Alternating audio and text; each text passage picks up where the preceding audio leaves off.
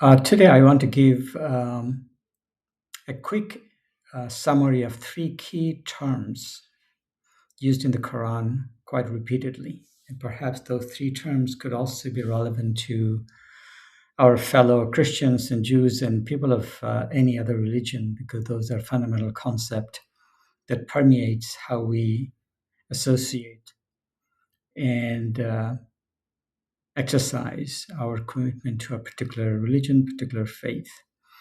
Quran talks about three different terms. One is Muslim, which is a legal, formal term. Anybody who submits to God, one who would accept Islam through submission becomes Muslim.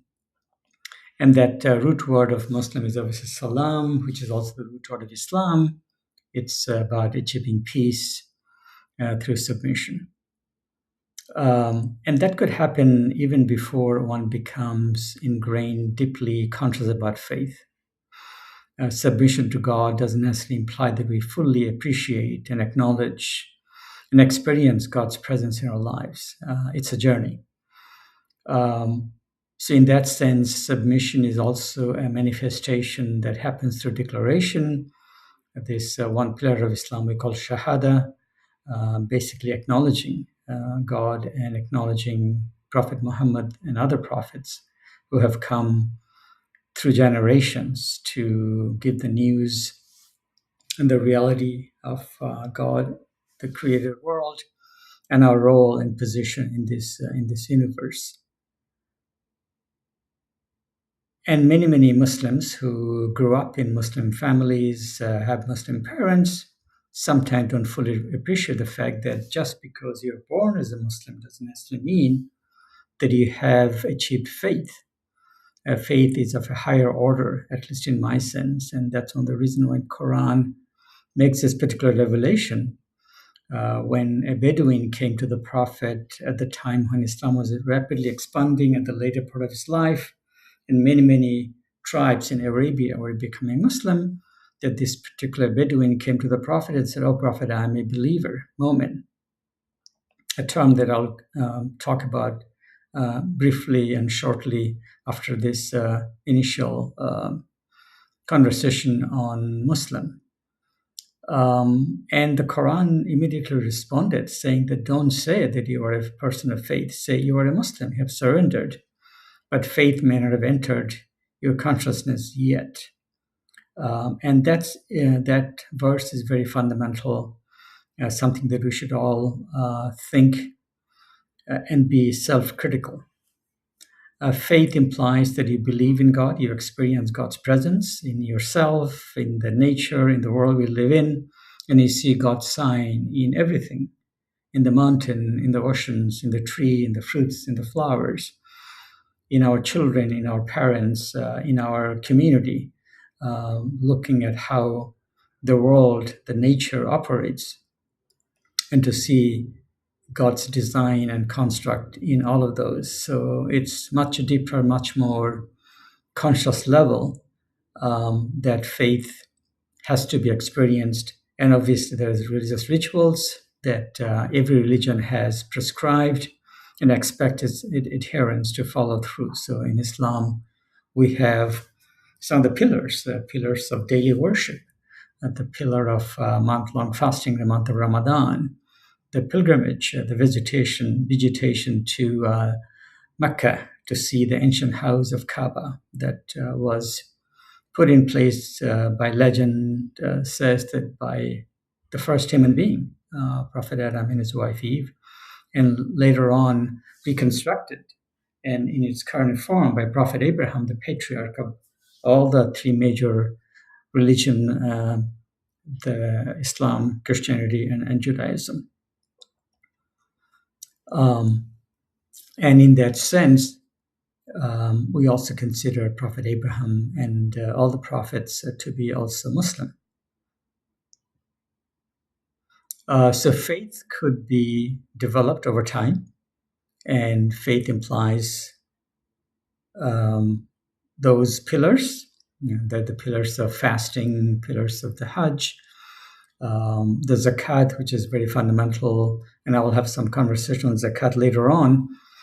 in this podcast, in another episode, where we share wealth to ensure there's equity in wealth distribution, there's social justice, economic justice, and that we all feel committed through our covenant with God that any blessings that God has given us, money included, that ought to be spent for the benefit of others in a manner that is equitable, justifiable, and Islam provides a very particular um,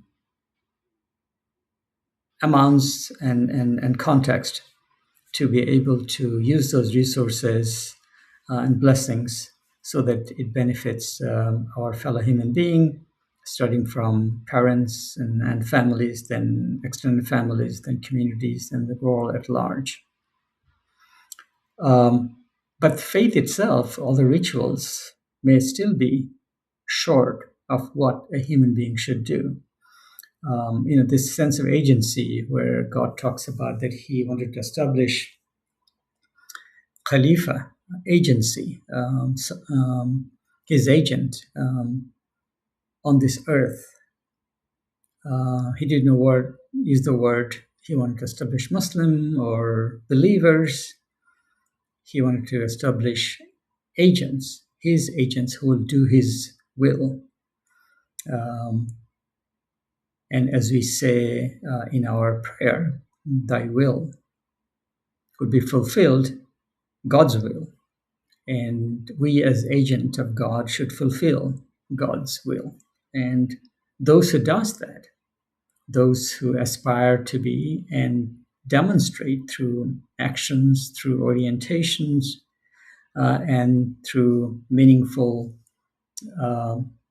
activism to advance God's will, which I would suggest that it includes seeking the truth and establishing justice. Those are the two fundamental will of God that has to be expressed through faith and submission. And that brings me to the last term I talked about here is the Muttaquin, the taqwa.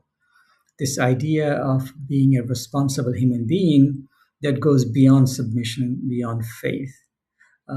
Faith and submission should lead to becoming a responsible human being who then fulfills the covenant with God and act as God's agent to do good in this world, to prohibit evils and corruptions in society, and to propagate goodness that comes with faith and submission. Quran is very emphatic when it talks about that the Quran as a book is a guide for those who are muttaqin, which I find is quite telling in the sense that to submit and to have faith is not sufficient. To use the Quran as a source for guidance, you have to act in the capacity of an agent of God, to be a muttaqin, a responsible human being, to really benefit fully for the message and the guidance and the revelation of the Quran. Quran talks about that you need to worship God so that you can achieve taqwa. Quran talks about the fact that if you want to fast, one of the objectives is to achieve taqwa. Quran talks about your best provision in life beyond physical, material, and food and clothing is your taqwa. And that sense of responsibility that brings you closer to God. So I just want to give you this short narration on the three terms, Muslim, Mu'min, and Muttaqin, people of submission, people of faith, and people of responsibility, as the three kind of hierarchy in which one should progress, and something that every human being, irrespective of your religious affiliation, should be able to create a pathway from one to the next to the other in the way to self-actualize as a human being, as a servant of God, as an agent of God on this earth. And only by doing so, we could provide a just world, a world in which truth is sought actively and that truth is being used to sustain justice in society. There's a verse in the Quran, chapter 7, verse 181, where God talks about that among his creation, God wishes if there's a community who will be seeking the truth and establishing justice. And that's the community that I think we need to be part of. Muslims, Jews, Christians, or people of other faith, other religion, we could all agree that those are the fundamental orientation and outcome that we should seek. Absence of truth and justice, there can be no faith, there can be no submission, there can be no goodness in human being. With that, I'll stop here today, and I hope to see you again soon. Thank you for listening. Thank you for watching. And if you like this, please do subscribe to this podcast, which we will continue to provide you weekly thoughts and food for thoughts and thoughts of inspiration. Thank you.